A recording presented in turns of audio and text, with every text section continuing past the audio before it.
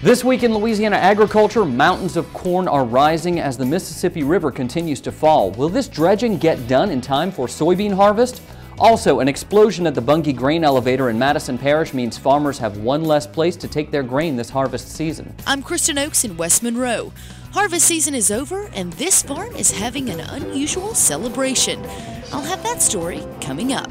Hi, I'm Avery Davidson. Thank you for joining us. Michael Dana has the week off. Dredging continues at the Port of Lake Providence as corn is now piling up in several spots in northeast Louisiana. Right now, the ports of Lake Providence and Madison Parish are closed because of the lack of water in the Mississippi River, made worse by increased silt left behind by last year's flood. Those factors are costing farmers serious money, despite record prices for corn and soybeans.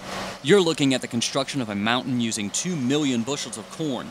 And when workers here at Raley Brothers' Monticello location are done with this one, they're going to build another, half as big, 1 million bushels.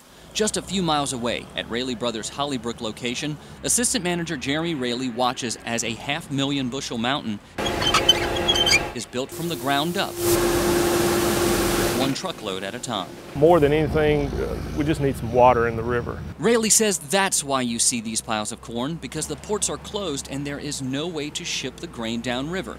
To see just how low the Mississippi River is, all you have to do is look at the Raley Brothers dock at the Port of Lake Providence. During last year's flood, those steel pilings were underwater. Now they tower above the lone dredge working to dig the channel deep enough for Raley and Bungie to begin loading barges. The dredge named the Butcher is hard at work cleaning out the shallowest part of the Lake Providence port channel. Where it has yet to dredge, the water is only 4 to 5 feet deep. Raley says the corn will be fine on the ground, but soybeans must either be stored or shipped immediately. Right now, from the port of Madison Parish, Raley says his workers are shipping out about 100,000 bushels of grain every 36 hours. Normally, his company ships 200,000 bushels a day. When we get busy with soybeans, we will buy 200,000 bushels of beans a day, and at best are able to ship out 100,000 bushels a day at best. So, we should have roughly 800,000 bushels of soybean capacity, but in 8 days that'll be filled.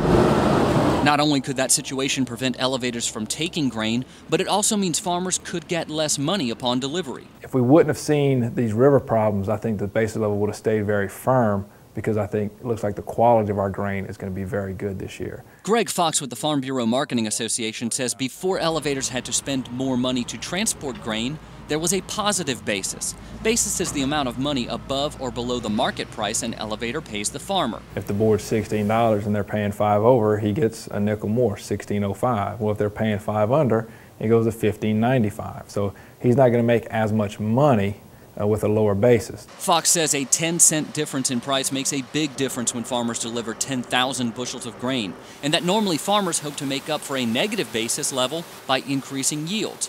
As for Raley, he says the plan is to clean out every bit of dry storage his company has, so Raley Brothers can take care of their existing customers when it's time to deliver soybeans. The only reason we're able to do that is because of the employees that we have at Raley Brothers and our guys out on the yard that are running the operations. Because Raley Brothers now has to truck much of its grain to other ports, the company is looking for about 25 additional drivers. If you're able to help, Raley Brothers is offering to pay pretty good money. You can find out how to contact Raley Brothers about the jobs on our website, twilatv.org.